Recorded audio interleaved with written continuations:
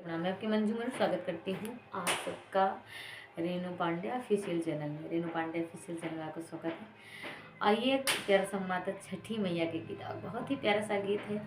और छठी मैया का त्यौहार आने वाला है, बहुत ही धूमधाम से हमारे बिहार की सभी माताएं बहनें मनाती हैं, व्रत रखती हैं, छठ मैया को अपने घर में बुलाती हैं। और अब तो धीरे धीरे अपने अपने यहाँ भी करने लगे हैं, अपने जौनपुर में भी, और वो लोग कोसी भी भरती हैं, जिसमें 7 सुहागनों को बुला के जी कोसी भी भरती हैं। तो उसमें बहुत सारे नियम होते हैं।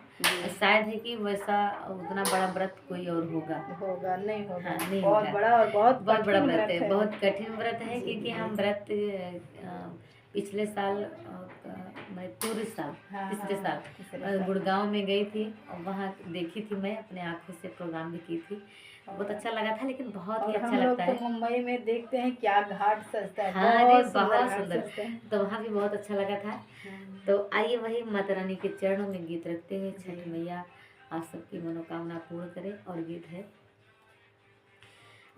छठी मई के घटवा पे आजन बाजन बाजा बजवाई हो। अरे गोदिया में दीही माई बालकवा छठी घाटे आई हो। अरे गोदिया में माही माई बालकवा छठी घाटे आई हो।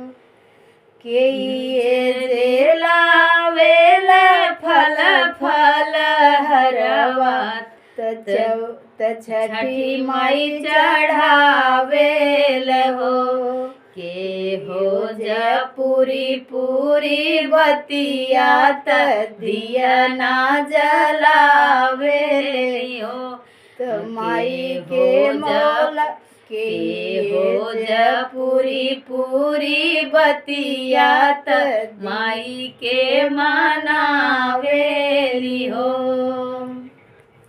रामचंद्र वेले फल फल हरवात छठी माई चढ़ावेले हो। अरे सीता मैया पूरी पूरी बतिया दिया ना जलावेली मैया के मनावेली हो। अरे सीता मैया पूरी पूरी बतिया दिया ना जलावेली छठ माई मनावेली हो। तो वही गीत था, आप लोग सुनिएगा और अच्छा लगे तो कमेंट करके जरूर करिएगा।